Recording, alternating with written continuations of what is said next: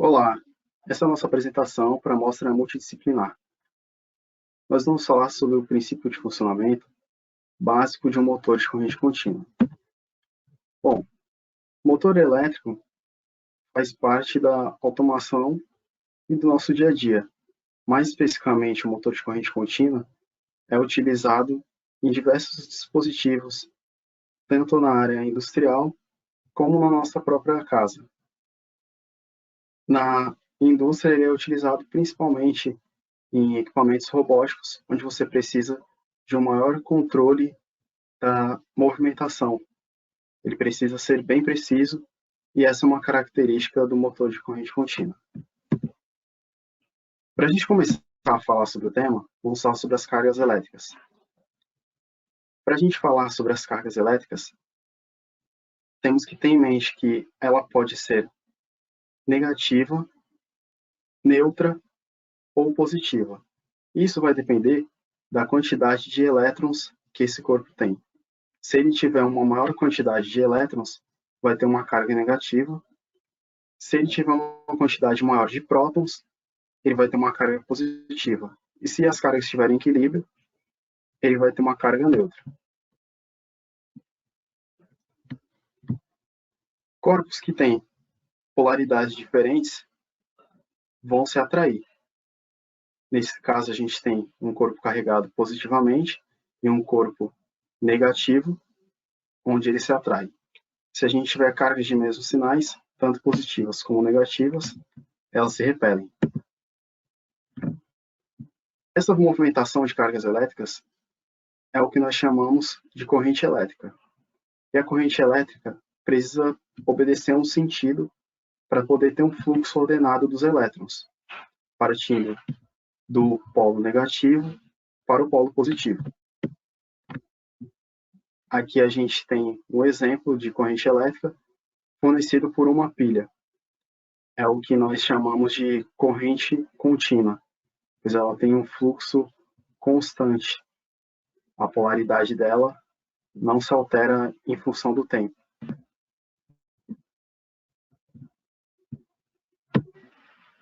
Nós vamos falar sobre a lei de Coulomb. Coulomb realizou um estudo com balança de torção, onde ele observou que quando a distância dobra, a força diminui 1/4 do valor inicial. Quando a distância se reduz à metade, a força se torna 4 vezes maior que o valor inicial. Aqui nós temos uma imagem que explica isso, o experimento realizado por Coulomb, utilizando a balança de torção, onde ele observou esse princípio da distância ao quadrado. Na antiguidade, mais especificamente na Turquia, alguns pastores de gado observaram que o cajado de ferro tinha a propriedade de atrair alguns pequenos materiais. E esse material hoje nós conhecemos como magnetita. Ele é composto de óxido de ferro. Diz a história que Tales de Mileto também teve a curiosidade de observar, porque o âmbar, uma resina fóssil, tinha a propriedade de atrair pequenos objetos também. Hoje nós sabemos que isso se dá em relação ao magnetismo.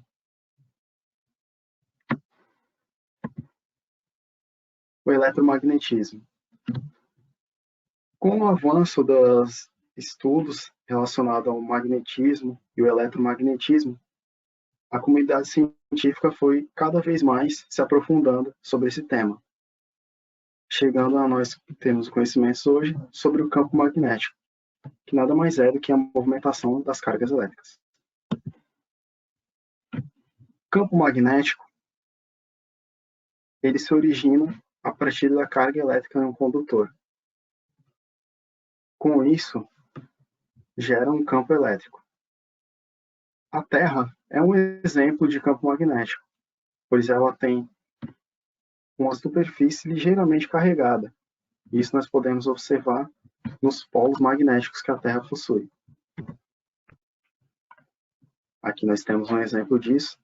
A Terra funciona como se fosse um grande ímã com seus polos magnéticos.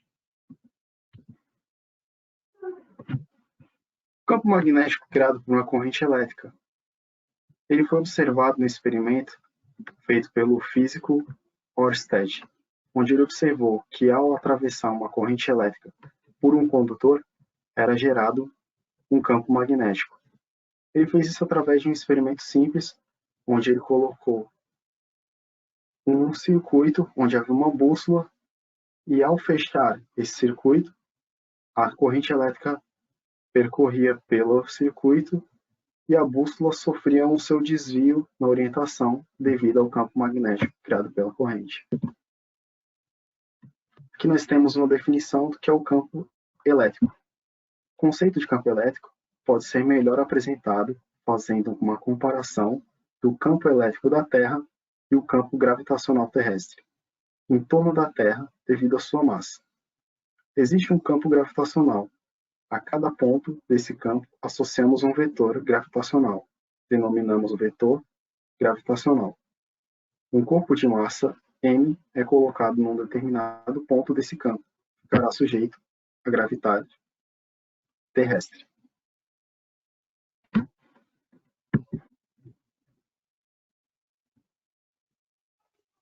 Bom, dando continuidade aqui na apresentação, nessa imagem a gente consegue visualizar como que funciona mais ou menos o motor de corrente contínua. Então, a gente tem aqui a fonte geradora de tensão, né? Aqui as escovas, por onde vão permitir a condução elétrica para a bobina. Então, a corrente elétrica ela vai seguir por aqui, chega aqui na escova, vai até aqui, vai gerar a corrente elétrica vai fluir pela bobina, consequentemente gerando um campo magnético, né, norte e sul. E aqui nesse exemplo a gente tem um motor com ímã permanente. Então você tem aqui o lado norte de um lado e o lado sul. Quando gerar o campo magnético na bobina, então ela vai acontecer dela atrair e se repulsar, consequentemente gerando movimento nesse rotor. Aqui é um diagrama elétrico do protótipo que a gente fez, que a gente executou o teste em 7, 12, 17 e 24 volts, que eram as tensões que a nossa fonte permite, e o teste máximo foi em 24 volts. Aqui é a pequena imagem, né, de como ficou o resultado.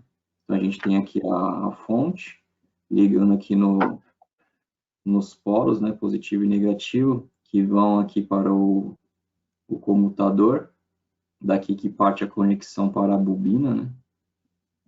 E aqui a gente colocou o multímetro para medir as tensões e pegar os valores. Bom, com isso a gente teve esses pequenos resultados aqui, né? No primeiro teste, a gente executou com apenas um ímã, né, na parte inferior. E aqui no primeiro teste, a gente mediu com 7 volts. O motor ele não rotacionou. No segundo teste, a gente mediu com 12 volts. Aí ele já funcionou e teve um consumo de 430 miliamperes e uma rotação de 1.790 RPM por minuto. Aí depois a gente acrescentou um outro ímã com a polaridade norte em cima da bobina. E o resultado foi que a corrente diminuiu, né? Aqui no teste 2 com 12 volts, a gente viu que a corrente diminuiu e a rotação aumentou. Aqui nessa tabela, né, a gente fez os cálculos e viu que teve essas variações. Então, aqui na tabela 3, ela mostra que com 12 volts, ela teve uma variação de menos 12% na corrente. E aqui na tabela 4, ela mostra que no teste de 12 volts, ele teve um aumento de 710 RPM. Isso totalizou 40% a mais. Aqui é um pequeno vídeo do nosso teste. Então, a gente pegou aqui o tacômetro, né? Fez a medição da rotação. Então, nesse primeiro teste aí, ele está só com um ímã, né? A gente estava atuando só com uma polaridade aí de um ímã. Então, estava rodando em 12 volts, ele estava aí com aproximadamente 1.700 RPM. Quando só a gente acrescentar a outra polaridade, ele já aumentou aí a rotação para quase mais de 2.000 RPMs. E o engraçado com isso é que é super interessante, né, que a rotação aumenta, porém a corrente diminui.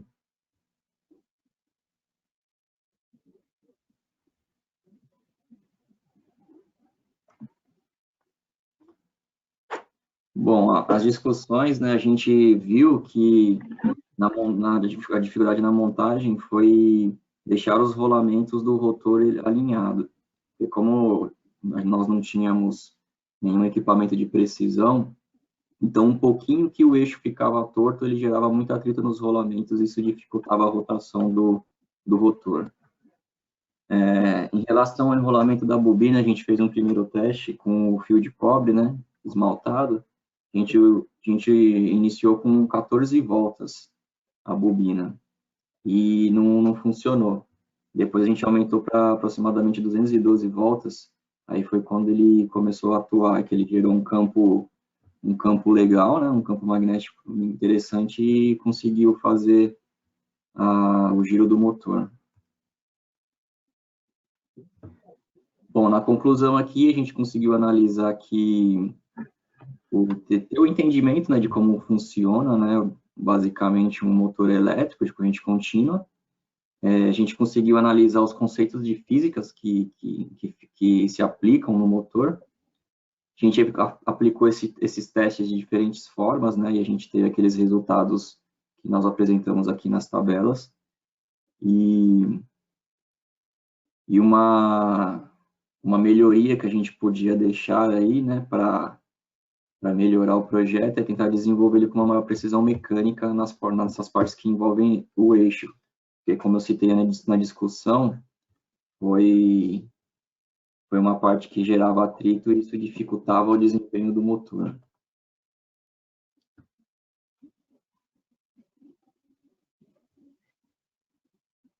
Bom, essas aqui foram as nossas referências para o estudo, né, desenvolvimento do projeto.